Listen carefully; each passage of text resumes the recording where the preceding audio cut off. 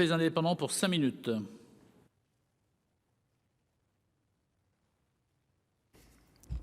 Merci Monsieur le Président, Madame la Ministre, mes chers collègues. Le budget que nous examinons aujourd'hui reprend les éléments de la loi d'orientation et de programmation du ministère de l'Intérieur, votée il y a peu. Cette loi de programmation prévoit une augmentation des moyens consacrés à nos forces de l'ordre. La progression de l'insécurité doit en effet être enrayée.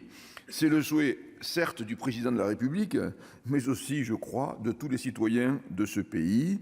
Nous souhaitons accroître la présence policière sur le terrain. Nous saluons bien entendu cet engagement. Pour ce faire, il est nécessaire de libérer les agents des nombreuses tâches administratives auxquelles ils sont astreints. La LOPMI y concourt. Il sera cependant nécessaire d'envisager une réforme en profondeur de la procédure pénale afin de la simplifier. Tous les acteurs du monde judiciaire en bénéficieront et les justiciables au premier chef. Pour accroître cette présence, il faut aussi augmenter les effectifs.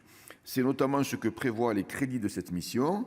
Entre 2017 et 2022, plus de 8 000 policiers et plus de 2 000 gendarmes ont été recrutés.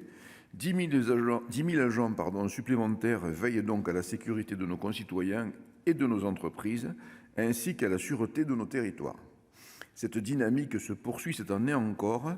Nous nous en félicitons, près de 3 000 emplois seront créés en 2023.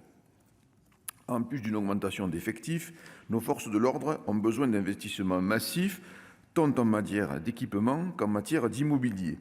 Les policiers et les gendarmes exercent un métier dangereux, dans des conditions difficiles et tendues. À cet égard, ils doivent pouvoir compter sur un matériel de qualité. La question du parc automobile est un sujet sensible, même si l'on peut constater ces dernières années que cela s'est considérablement amélioré. On ne peut plus passer entre les brigades de gendarmerie, des gendarmes qui se promènent en vieille Twingo. Ça est un petit peu derrière nous et c'est vraiment heureux parce que ça donne quand même une autre image de nos forces de l'ordre. Nous sommes quand même préoccupés par la baisse des crédits consacrés à son renouvellement. Les délits de fuite sont de plus en plus nombreux et génèrent de plus en plus de dégâts. Force doit rester à la loi.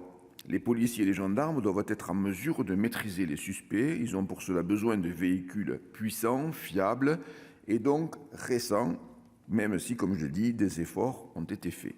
Le parc immobilier a lui aussi grand besoin d'être rénové et modernisé. La dynamique est enclenchée. Il convient de maintenir cet effort dans la durée. Les missions des forces de l'ordre évoluent sans cesse. À mesure que le numérique prend une place de plus en plus importante dans nos vies, la délinquance et le crime s'y développent. Nos policiers et gendarmes doivent acquérir de nouvelles compétences et de nouvelles capacités pour y faire face et assurer la sécurité de nos concitoyens. Nous avons tous en tête les récentes attaques informatiques qui ont ciblé les hôpitaux ou encore des communes. Leur complexité et leur impact ne cessent de croître. Parallèlement, de récentes arrestations ont mis au jour d'importants réseaux pédopornographiques dans notre pays. Tout cela démontre l'ampleur prise par le numérique dans le travail des forces de l'ordre. La LOPMI prévoit en conséquence un plan de modernisation numérique particulièrement nécessaire et attendu. Au-delà de ces nouveaux champs d'intervention, policiers et gendarmes assurent également des missions plus classiques mais tout aussi importantes. Il s'agit par exemple de la sécurité routière. Ce sujet ne fait pas les gros titres des journaux, mais il emporte chaque année la vie de plus de 3 000 de nos concitoyens, c'est-à-dire 3 fois plus que le nombre d'homicides. L'augmentation des crédits dédiés à la sécurité routière est donc bienvenue, d'autant plus que 2022 semble être une année particulièrement mauvaise à cet égard. Il faut inverser la tendance. L'accroissement des missions, l'augmentation de la délinquance et de la criminalité justifie l'augmentation du budget consacré à la sécurité. Nos concitoyens ont besoin de sécurité pour pouvoir exercer leur liberté. Notre groupe votera donc en faveur de l'adoption de ce budget.